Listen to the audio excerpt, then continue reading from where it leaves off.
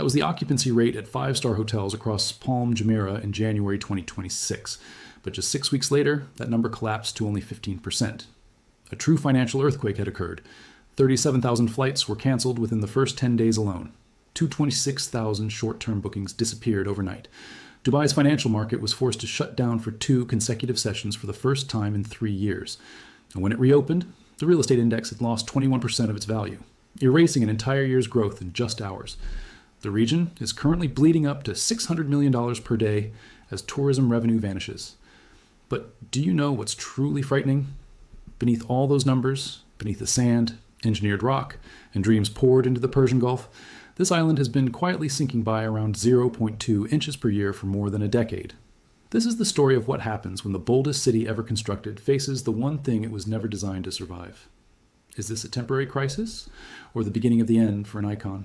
You can spend tens of millions of dollars for an ocean view, but you cannot pay chemistry to stop destroying your home from the inside. The waters surrounding Palm Jumeirah are extremely aggressive toward infrastructure. Salinity levels in the Persian Gulf are significantly higher than normal ocean averages. That salt does not simply remain in the water. It penetrates concrete. Tiny chloride particles move slowly through microscopic openings until they reach the steel structure hidden beneath the surface. And once they arrive, the destruction begins. Combined with humidity levels above 80% and extreme Gulf heat, the environment becomes almost perfect for structural deterioration. Concrete surfaces on Palm Jumeirah can reach temperatures above 150 degrees Fahrenheit during peak summer months. That level of heat creates expansion. The salt creates corrosion. And together, they slowly tear structures apart from within. Engineers often call this phenomenon concrete cancer, because once corrosion begins, steel expands several times beyond its original volume, creating enormous internal pressure inside the structure itself. The result is cracking, separation, and gradual weakening. Not dramatic collapse, something slower, more dangerous. According to multiple engineering studies, reinforced concrete in harsh Gulf environments can begin losing structural capacity after only 10 to 15 years without aggressive maintenance. Now think about Palm Jumeirah's timeline. Most villas here were completed between 2006 and 2010, which means in 2026, many are approaching the danger zone simultaneously. Hairline cracks that owners once ignored are no longer cosmetic problems. They are warning signs, signals that the environment is winning. And repairing these homes is far more complicated than repairing normal beachfront property. Because Palm Jumeirah is not normal land. It is artificial geography built in the middle of the sea. Every major repair requires marine logistics, divers, barges, specialized equipment. Transportation costs alone can multiply several times compared to urban construction projects. Service fees across ultra-luxury zones continue climbing aggressively. For large villas, annual maintenance costs can already reach tens of thousands of dollars before major structural repairs even begin. And large-scale restoration projects can cost hundreds of thousands per property. But here's the real problem. Who pays? Because many of these homes are not occupied regularly. A significant percentage of villas across the Palm remain vacant or minimally maintained. Many owners are global investors who view these properties not as homes, but as financial assets. And investors behave differently from residents. Residents protect communities, investors protect returns. That distinction changes everything. Many absentee owners minimize maintenance spending to maximize short-term profitability, which creates a dangerous collective problem. When enough owners delay repairs, the quality of the entire environment begins to deteriorate together. Economists call this the tragedy of the commons. Everyone avoids responsibility individually, and everyone loses value collectively. This is where Palm Jumeirah begins transforming from a luxury dream into something more fragile. Because luxury only works when confidence remains intact, and confidence depends on perception. The perception of exclusivity, the perception of permanence, the perception that this island will always represent the future. But what happens when investors begin seeing maintenance bills instead of status symbols? What happens when the ocean slowly starts reclaiming the fantasy? Palm Jumeirah was designed to symbolize human ambition defeating nature itself, an island visible from space, a statement that engineering could reshape geography permanently. And for years, it worked. But nature is patient. It doesn't react emotionally. It doesn't care about branding, billionaires, or real estate prices. And now, after 2 decades of exposure to heat, salt, humidity, and rising maintenance pressure, the island is beginning to show its age. Palm Jumeirah is not collapsing overnight. That's not how systems like this fail. They weaken slowly, quietly, year after year, until one day, everyone suddenly realizes the shine is fading. And by then, the damage is already everywhere beneath the surface. At its core, every road, every villa, every luxury resort across Palm Jumeirah depends on one fragile thing, a single access artery called the trunk. Imagine forcing the traffic of a small city through one narrow gateway surrounded entirely by water. That is the hidden reality behind one of the world's most expensive addresses. When Palm Jumeirah was originally envisioned in the early 2000s, the concept looked very different from today. The island was supposed to be quiet, exclusive, low density, rows of luxury villas stretching peacefully into the sea, designed for privacy and elite isolation from the chaos of urban life. But then the vision changed, or perhaps greed simply became stronger than planning. Developers began approving increasingly massive hotel projects, apartment towers, resorts, and entertainment complexes across nearly every available section of the island. Suddenly, the Palm was no longer a quiet luxury enclave. It became a high-density tourism machine, and the infrastructure never fully adapted to that transformation. Today, intersections connecting Palm Jumeirah to Sheikh Zayed Road frequently experience severe delays during peak hours. What should feel exclusive now often feels exhausting. You can spend thousands of dollars per night on a beachfront suite and still remain trapped in traffic for nearly an hour just trying to leave. And that destroys the illusion. Because luxury is not only about marble floors and ocean views. Luxury is convenience, freedom, privacy, time. And increasingly, Palm Jumeirah is struggling to provide those things consistently. The monorail system was supposed to solve part of the problem, but in reality, it functions more like a tourist attraction than serious transportation infrastructure. It doesn't directly integrate into Dubai's broader metro system efficiently, which means most residents and visitors still rely heavily on private vehicles. And here's the deeper problem. Palm Jumeirah attracts wealthy residents, and wealthy residents usually own multiple vehicles. The average household across the Palm often owns between 1 and 2 luxury cars. Now multiply that across thousands of villas, hotels, tourists, service workers, and delivery traffic. The roads begin collapsing under demand they were never designed to handle. Recent surveys indicate tourist satisfaction across Palm Jumeirah has dropped significantly compared to only a few years ago. And the leading complaint is surprisingly simple: accessibility. Because high net worth travelers value one thing above almost everything else: time efficiency. The ultra-wealthy do not want to spend precious hours trapped inside vehicles waiting to enter or exit an island. That's why capital is beginning to shift elsewhere. Areas like Jumeirah Bay Island are becoming increasingly attractive because they offer similar exclusivity with significantly smoother access. Other investors are returning toward downtown Dubai, where restaurants, hotels, offices, and entertainment remain within walking distance. Convenience is becoming more valuable than spectacle. And this creates a dangerous shift in psychology. Palm Jumeirah was built on the idea that artificial exclusivity alone would always command premium value. But exclusivity without functionality eventually becomes frustrating. Even short-term rental investors are beginning to notice the pressure. Tourists booking through Airbnb or luxury resort platforms increasingly prioritize accessibility alongside aesthetics. If transportation becomes painful, rental appeal weakens. And once rental demand softens, investor confidence begins weakening alongside it. But traffic is not the only concern created by this bottleneck structure. There is something even more serious: emergency vulnerability. Because when a community depends almost entirely on one main access corridor, emergency response becomes dangerously complicated. Even a relatively minor road incident can slow ambulances, police, or fire services attempting to reach distant fronts. And remember, this is an island. There are limited alternative escape routes, limited redundancy, limited flexibility. In modern urban planning, cities increasingly move toward decentralized 15-minute city concepts where essential services remain nearby and accessible. Palm Jumeirah moves in the opposite direction. It centralizes pressure. The irony is extraordinary. An island designed to symbolize freedom, prestige, and futuristic living is increasingly becoming trapped by its own design. And the more development added onto the Palm, the worse that pressure becomes. Because unlike mainland cities, Palm Jumeirah cannot easily expand its infrastructure outward. There is no extra land waiting nearby. There is only water. And eventually, every system reaches a physical limit. Palm Jumeirah was engineered to impress the world. But long-term livability requires something different from spectacle. It requires resilience, flexibility, functionality under pressure.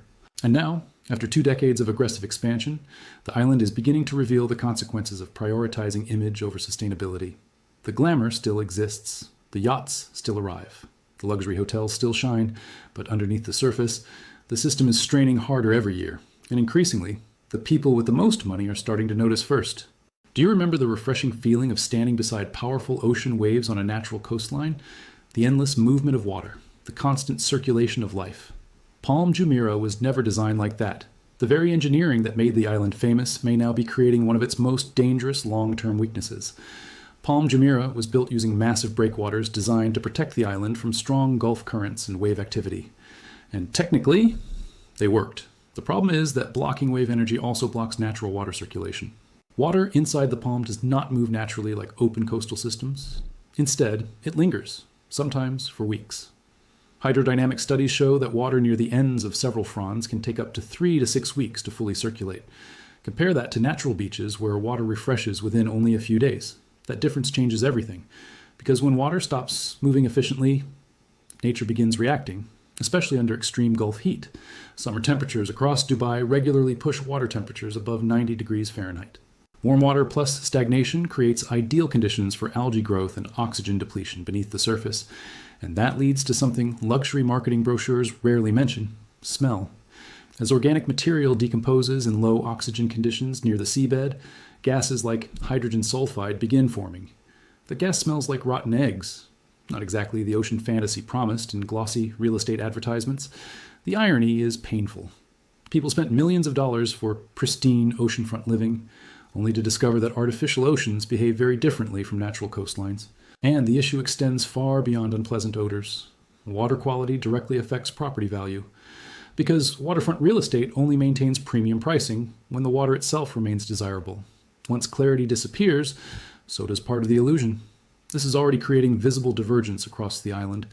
Villas located closer to the trunk or areas with stronger circulation are retaining value more effectively.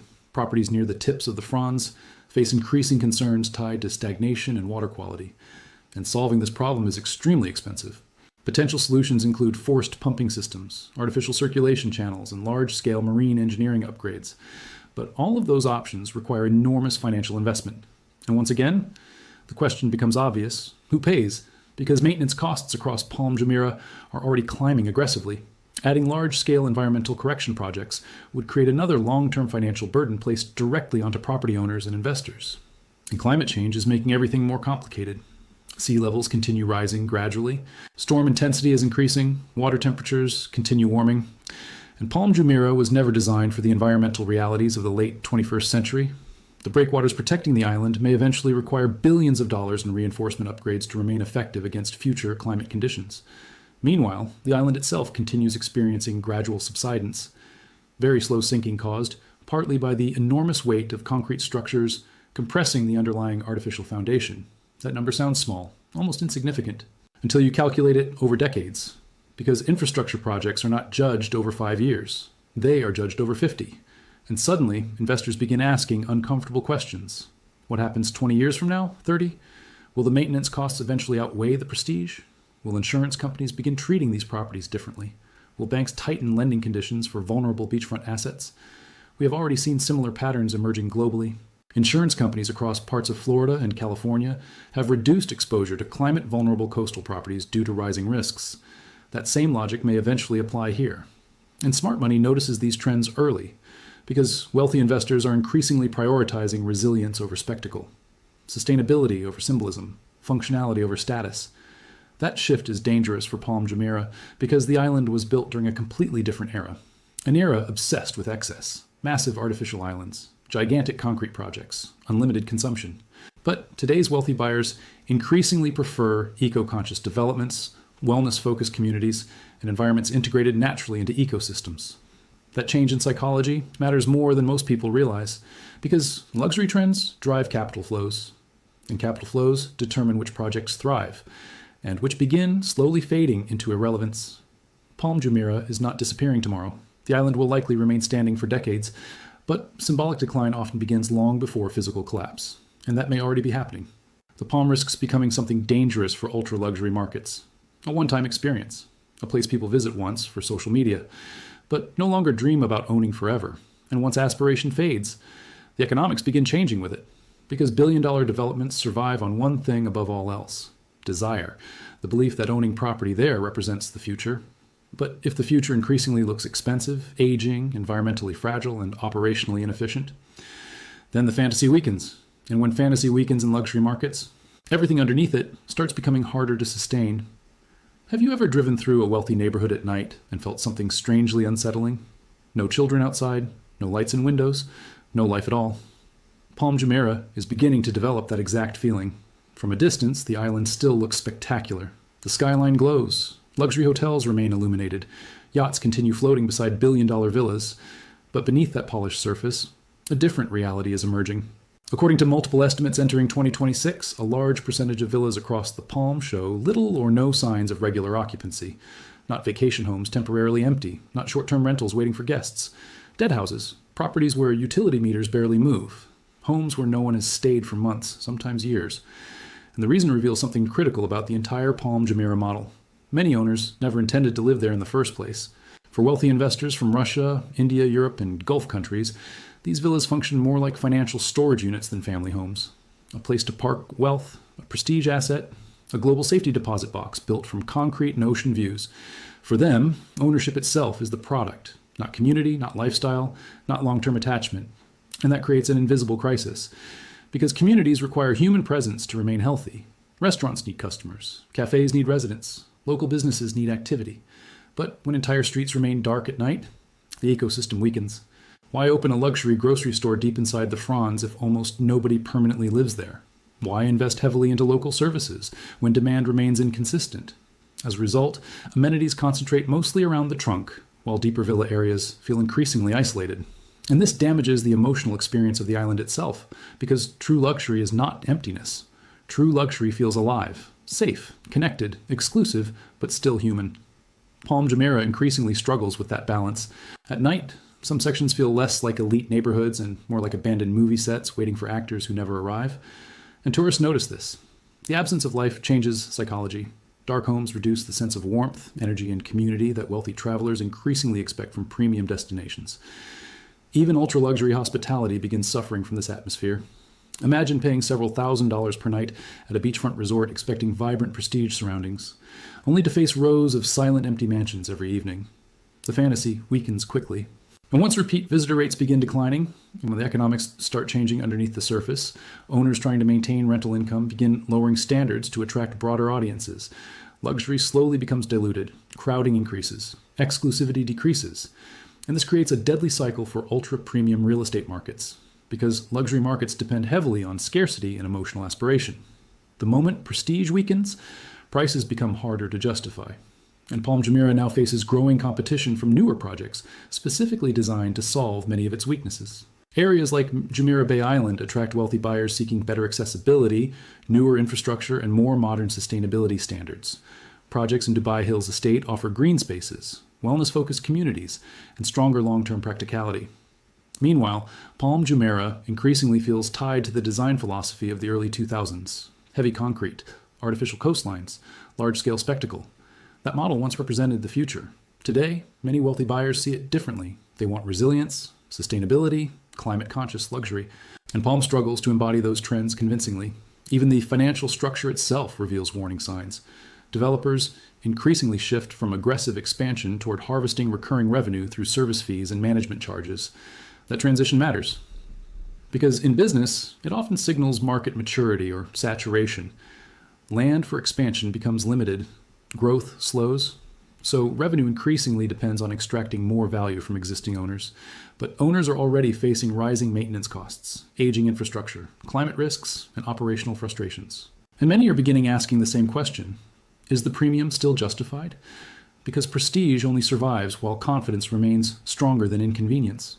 Palm Jumeirah still looks beautiful from helicopters and Instagram feeds, but reality is experienced on the ground, in traffic, in maintenance invoices, in stagnant water, in aging infrastructure, in dark, empty streets. The island is not collapsing overnight. That's not how iconic systems fail.